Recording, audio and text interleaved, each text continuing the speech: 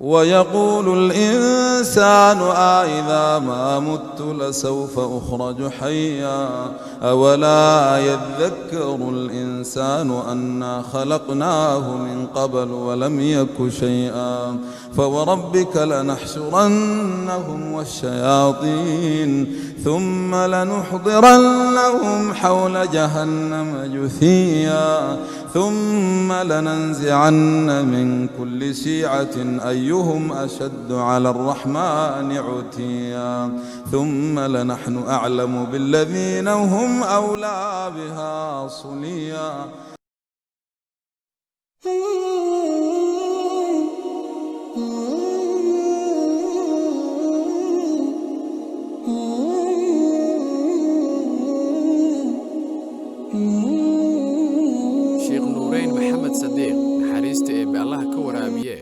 waxa uu ahaa qaari aad u cod macaan aadna looga jecel yahay dunida islaamka oo idil kitaabka quraankana ku aqriyay riwaayaadkiisa kala duwan sheekh nuureyn waxa uu ku geeriyooday shil gaari oo naxdin badan dhaliyay oo galinkii dambe ee maalinnimadii jimcada ahayd 7 November 2020 ka dhacay goob qiyaastii 18 kilomitir u jirta magaalada Umudurmaan ee dalka Suudaan oo ka tirsan caasimadda Khartoum xilli uu sheekha ka soo noqday safar dacwadeed uu uga yimid magaalada Wadi Halfa oo dhacda waqooyiga dalka Suudaan waxa hubaal ah in aan la ilaabi doonin tilaawaadkii aadka u macaanaa ee sheekha uu aayadaha eebba ku aqrin jiray carab jilicsan iyo qalbi qushuucsan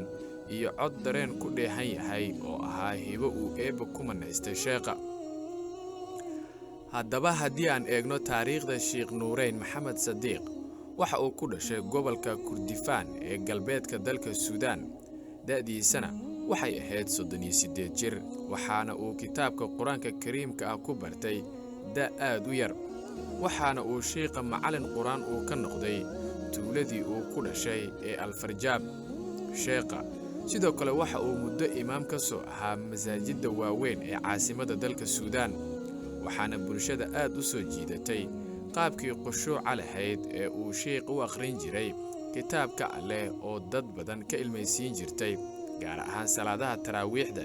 iyo tahajjudka ee bisha Ramadaan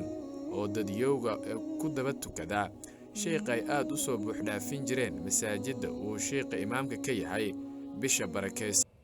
sheekh nuureyn maxamed sadiiq waxa uu codkiisa macaan u adeegsaday ku aqrinta kitaabka Alle iyo faafinta dacwada islaamka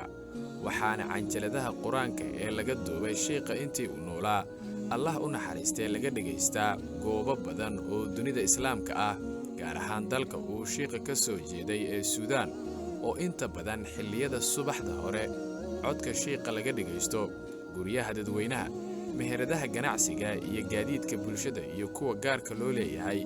iyo sidoo kale idaacadda quraanka kariimka ee dalka Suudaan. sheekha waxa uu ka qayb galay intii uu noolaa shirar islaami ah iyo isku imaadyadii faafinta dacwada Alle waxaana uu magaca Suudaan ku matalay munaasabado badan tartamadii uu sheekha galay waxa uu ka soo hooyay guulo aad loogu qiimeeyay sheekha waxaana ka mid ahaa tartan quraan oo uu dalka Malaysia uga qayb galay oo uu ka galay kaalinta saddexaad iyo tartamo kale oo ka dhacay dalalka Sacuudiga iyo Liibiya oo uu sheekha ka galay kaalinta labaad. waxaa xusid mudan in shilka gaari ee uu ku geeriyooday sheekha ay ku weheliyeen 3 sheekh oo kala ah Ali Yacquub,